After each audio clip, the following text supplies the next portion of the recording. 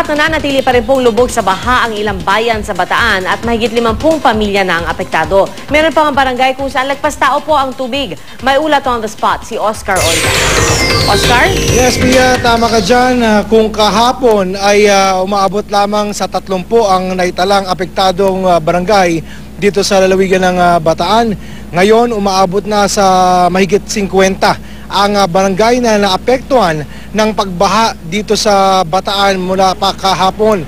At sa mga sandaling ito, ang pinakalubusang naapektuhan na bayan ng Bataan ay itong Dinalupihan, Samal, pati na itong Balanga City.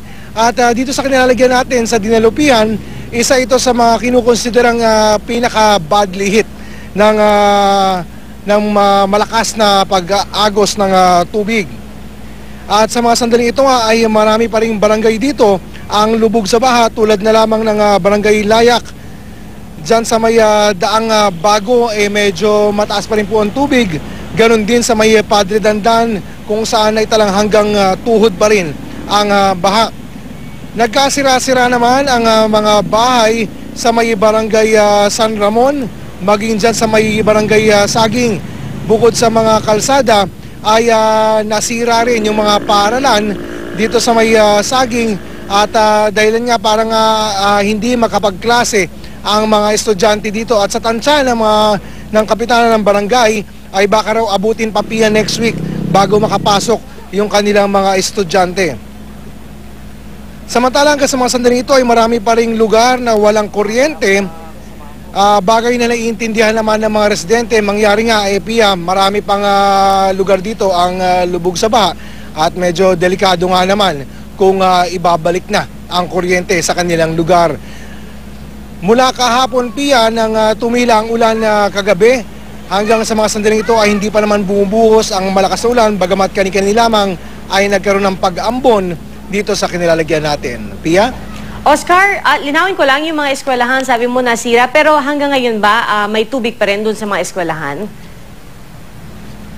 Yung nadaanan natin, particular dyan sa may barangay Saging, ay puro putik na lamang ang nakita.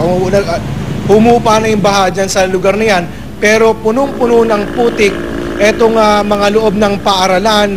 Ang masama pa niyan, dadama yung kanilang mga aklat, yung mga kagamitan, yung ilang pader dyan gumuho. Kaya sa kondisyon ng kanilang paaralan, sa tansya na rin ng mga guro doon, mukhang malabo makapasok yung mga estudyante ngayong linggo. Baka daw sa Lunes ay magawa nila ng paraan at makapasok na ang mga estudyante. Pia? Nako, Oscar, yung panahon ngayon mukhang medyo makulimlim pa rin dyan sa kinatatayuan mo?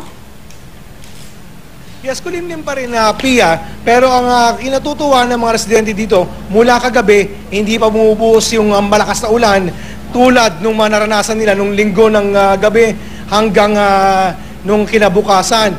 Ang pinapanalangin nga lang nila, sana raw ay magtuloy-tuloy itong ganitong klase ng panahon nang sa ganun humupa na yung mga baha na hanggang sa mga sandaling ito ay patuloy na naroon sa kanilang mga lugar. Pia?